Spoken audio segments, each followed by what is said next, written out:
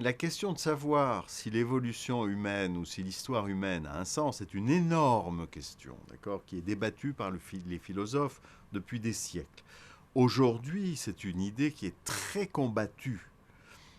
Il est très à la mode dans les cercles postmodernes de dire que l'histoire humaine n'a pas de sens ou qu'elle a tellement de sens possible que c'est pas vraiment important de déterminer lequel. Bon, je suis pas du tout d'accord.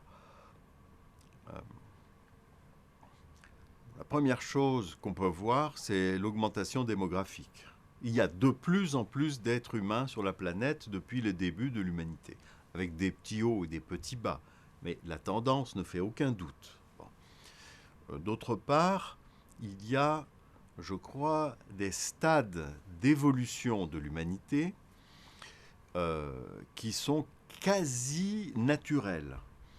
Par exemple, on voit apparaître des architectures de type pyramidal, des grands temples avec des pyramides, enfin, avec des systèmes, des rituels sacrificiels complexes, euh, des systèmes d'agriculture irrigués euh, et des écritures idéographiques de manière, alors tout ce que je viens de dire, de manière indépendante à plusieurs endroits à la fois. Par exemple, au Moyen-Orient, en Chine, ou ici sur ce continent avec les Incas et les Aztèques. On sait qu'il n'y a pas eu, dans le cas du Nouveau Monde, on sait qu'il n'y a pas eu d'influence. Et pourtant, ils sont arrivés exactement au même stade de développement, avec le même genre d'architecture, le même genre de système politique, etc. Avec des grands temples, des choses comme ça. Donc, il y a une direction d'évolution.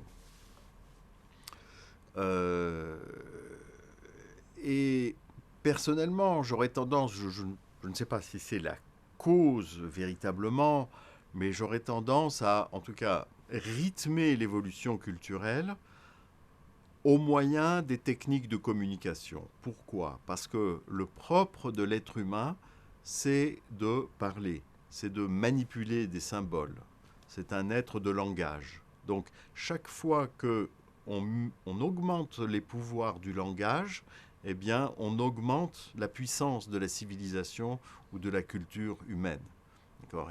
Et là, il y a clairement une augmentation progressive de puissance. Également, par exemple, l'augmentation du taux d'alphabétisation. Le nombre de gens qui savent lire et écrire, ça n'arrête pas d'augmenter, n'est-ce pas? Donc il y a un certain nombre de traits comme ça qui indiquent une direction d'évolution. Et une direction d'évolution que que je qualifie de positive. Euh, voilà. Donc non, l'évolution humaine ne se fait pas au hasard. Il y a une direction. Bien entendu, avec des hauts et des bas, avec des cycles. N'est-ce pas? C'est pas un phénomène simple. Bon. Donc, cette évolution n'arrive pas au hasard. Elle a un sens, d'accord? Le sens général d'une sorte de développement humain. Un peu comme une évolution culturelle qui ressemblerait à l'évolution biologique, mais à un autre niveau, n'est-ce pas? Il ne s'agit pas d'une évolution biologique, c'est d'une évolution culturelle, au niveau des symboles, au niveau des idées.